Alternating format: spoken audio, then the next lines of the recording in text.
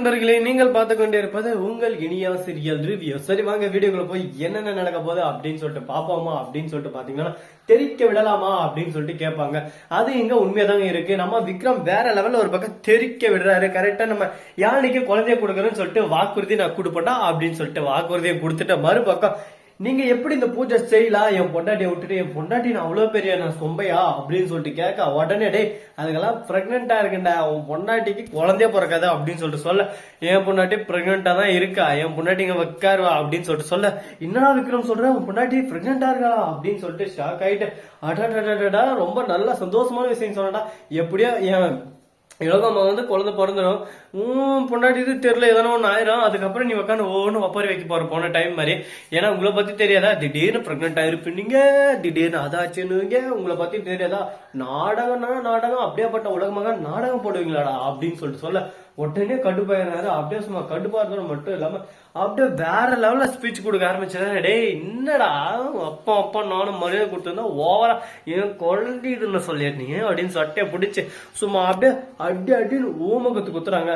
உடனே பாக்கிட்டு ஐயா சாமியை மன்னிச்சிருங்க, நான் பண்ணதாலும் தப்புதான்னு சொல்ற வரையும் முடியலையே அப்படியே சும்மா நம்ம இனியா இருக்காங்களா அவங்க இருந்து ஒரு பக்கம் தாறு மாறு தக்காளி சோறு அப்படின்னு சொல்லிட்டு வேற லெவல்ல ஒரு சாங்கா போட்டு அவங்க அப்படியே வெறித்தனமான ஒரு இதா போயின்னு இருக்குங்க. சரி இப்படியெல்லாம் ஒரு பக்கம் போயின்னு இருந்தாலும் மறுபக்கம் என்ன நடக்க போகுது, என்ன எக்ஸ்பெக்ட் பண்ணுவாங்க அப்படின்னு சொல்லிட்டு நான் ஒரு பக்கம் யோசிச்சுட்டு இருந்தேங்க. ஆனா இப்பதான் தெரியுது எக்ஸ்பெக்ட் பண்றது எல்லாமே இனியா இல்லைங்க, நம்ம யாழ்னி தான். யாழ்னியை பொறுத்த வரைக்கும் பாத்தீங்களா சுயநிலம் முடிச்சுவேன். இதுக்கு முன்னாடி நம்ம விக்ரம் இனியா என்ன பண்றாங்க ஏது பண்றான்னு சொல்லிட்டு கேட்பேன், இனியா அதை சாப்பிடு இதை சாப்பிடுன்னு சொல்லிட்டு சொல்ல மாட்டாங்க. ஆனா இப்ப இனியா சாப்பிட்டியா இல்லையா, குழந்தை வயிற்றுல இருக்கிறது நல்லா இருக்கணும், இனியா நல்லா சாப்பிடு, மூக்கு முட்டை ஆரோக்கியமா இருக்கணும், இந்த மாதிரி எல்லாம் கேர்லெஸ்ஸா இருக்காது அப்படி இப்படின்னு சொல்லிட்டு ஒரு பக்கம் அக்கறை மேல அக்கறை காட்டுன்னு இருக்காங்க. என்னடா இது, இவன் இதுக்கு மேல எல்லாம் அக்கறை காட்ட மாட்டேன், எதுக்காக இந்த மாதிரி பர்ஃபார்மன்ஸ் பண்றா அப்படின்னு சொல்லிட்டு எனக்கு ஒரு பக்கம் ஆழ்ந்த சிந்தனையில போயிட்டீங்க. கடைசியில பார்த்தாதான் தெரியுது ஓஹோ நான் எல்லாம் குழந்தைங்க வயிற்றுல குழந்தை இருக்குல்ல குழந்தை தரான்னு சொல்லிட்டு அப்படி அந்த குழந்தையோட அக்கறை இல்லைன்னா இந்நேரத்துக்கு இனியாவா ஒரு கொசுராக மச்சிக்க மாட்டா யாழ்னி பாடி அப்படின்னு சொல்லிட்டு போக்கத்தலன்னு சொல்லிட்டு அவ பாட்டுக்கு ஓரம் போயிட்டு இருப்பா. இப்ப குழந்தை இல்லாதனால இந்த அளவுக்கு இந்த மாதிரி சீன் போட்டு இருக்கா அப்படின்னு சொல்லிட்டு நிறைய பேர் சொல்லு இருக்காங்க. ஆனா அவளுக்குள்ளயும் ஒரு பக்கம் தங்கச்சின்ற பாசம் இருக்கும். அதை யார் யார் புரிஞ்சுப்பாங்க புரிஞ்சுக்க மாட்டாங்கன்னு சொல்லிட்டு தெரியுங்க. பேசுறவங்க 1000 பேசுவாங்க.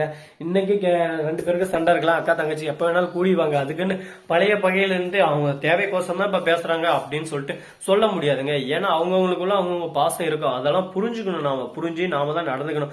அதை விட்டு தேவையில்லாம அப்படி இப்படின்னு சொல்லிட்டு நாம தேவையில்லாம வாக்குறுதி பண்ணிக்கலாம், அது அவங்களுக்கு தான் ஒரு பக்கம் டிஸ்டர்பன்ஸா இருக்கும். சரி இப்படியெல்லாம் ஒரு பக்கம் போயின்னு இருக்கா, மறுபக்கம் என்ன நடக்க போகுது ஏது நடக்க போகுது அப்படின்றதான் பார்க்க போறோம். சரி வாங்க பார்க்கலாம் அப்படின்னு சொல்லிட்டு ஒரு பக்கம் பார்த்துட்டு இருக்க.